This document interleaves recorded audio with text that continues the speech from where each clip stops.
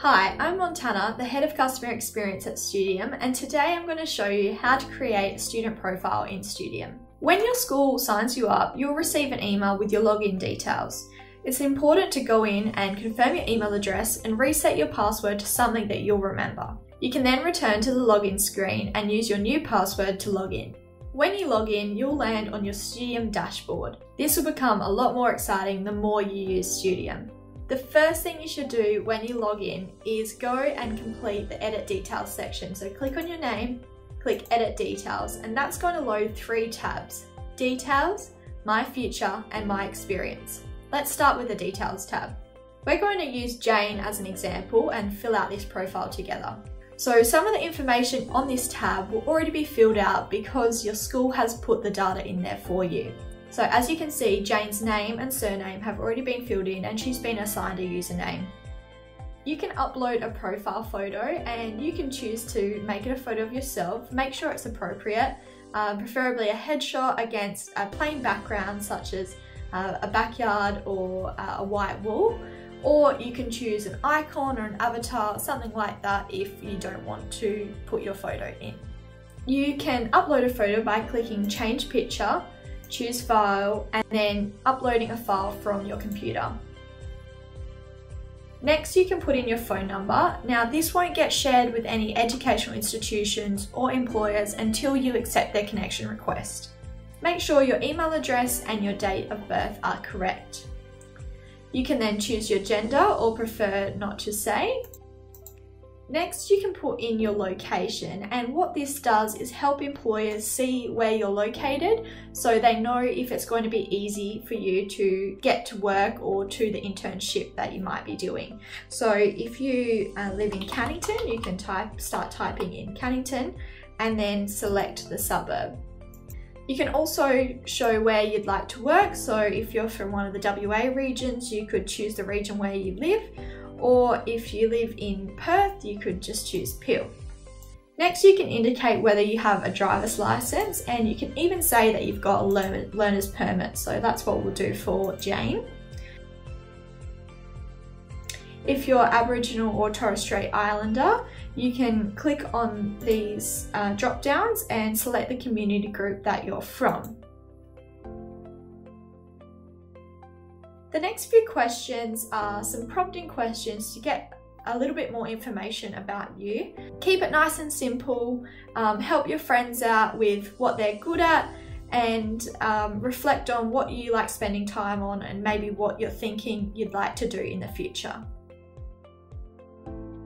You can also upload a bio video or a video of you doing something you're really good at or something that you like doing. So it could be performing the guitar, it could be you working on an art project, or it could just be you talking, giving a 30-second introduction to yourself.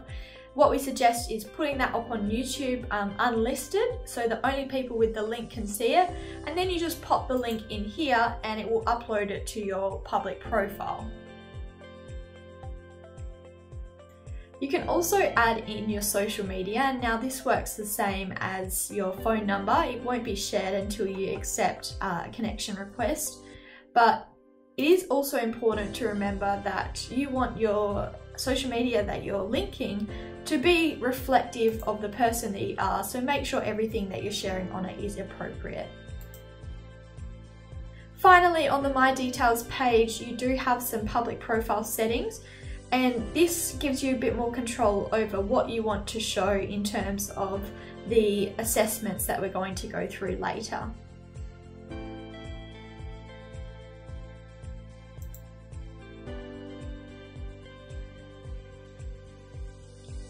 Moving on to the My Future tab, the first question asks you, what do you want to do? Now, we're not locking you into any sort of course or occupation, but this section is really cool because you can start to have a look at potential areas of study in the future and the types of courses that you can do to study in that area and what occupations they lead to. So I would encourage you to have a play around in here and have a look. There might be something that you're interested in or something that you want to learn a bit more about, and see how it flows through.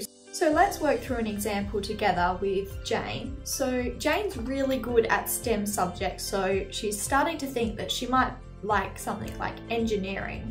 So she clicks engineering, and what that will do is start to pre-populate the courses that are available for engineering.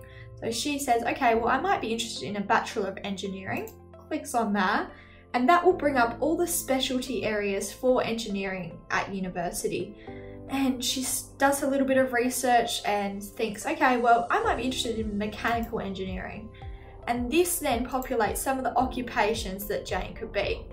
And Jane might say, okay, I want to be a mechatronic engineer. I could be just a regular engineer, or you know what, I might actually just want to continue being an engineering teacher. If any occupations aren't listed here, Jane can list them below and also select some industries that she might be interested in. So she wants to work in engineering, but you know, she wants to keep her options open and also selects education and healthcare. It's important to go through this process even if you don't know exactly what you want to do at this point in time, because it starts to give education institutions and employers in the platform an idea of where you're heading or what you might be interested in and a reason to connect with you.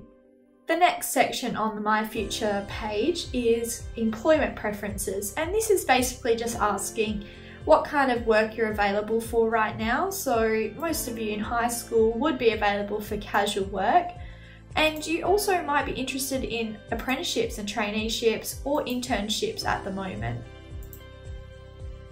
You can say when you're available and when you're available until, so you might be able to do an internship over the summer holidays. I would also suggest ticking this box which says commence work before completing studies, which just shows that you're willing to do some casual work or do an internship while you're at school.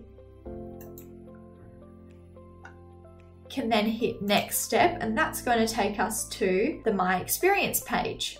On this page, you can add your past and present work experience. So you can go in here, and if you've got a casual job at the moment or have done some work experience before, you can put the employer's name in, when you worked, and the kind of position that you held and the jobs that you did.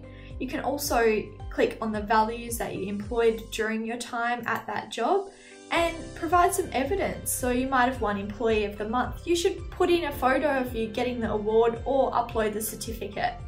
You can then click Show on Profile, that's automatically checked, and then hit Save, and that's going to save the work experience.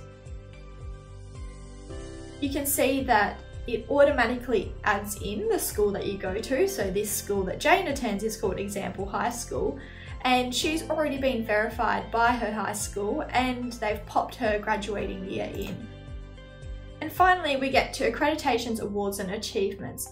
Now in this section, it's really important that you add as much as you can about the extra things that you do at school or anything that you've achieved. So it could be a course award or participation in the school musical, participation in school sports or volunteering or music at school, anything like that. It could also be awards or achievements out in the community. So if you help at the local surf lifesaving club, or if you're the community dog walker and you help your neighbours out by taking their dogs for a walk, put things like that in there that tell a really unique story about the things that you like doing and the things that you're good at. So as you can see, there's a few different award types in here. You've just got to make a judgment about what's the most appropriate for the award or achievement you're talking about. And if you're not sure, just ask your teacher for a bit of help and guidance. Again, you can add any proof of your awards or achievements in the form of a PDF or a picture. When your profile is complete, you want to hit submit, and that's going to save everything that you've input. So it'll say save successfully at the bottom. You can then go and have a look what your public profile looks like. So I went through and added a few extra details in for Jane that we talked about. And as you can see, her profile is looking pretty good. You can see her videos there ready to watch. She's added in some strengths, what she likes spending time on and what she wants for the future.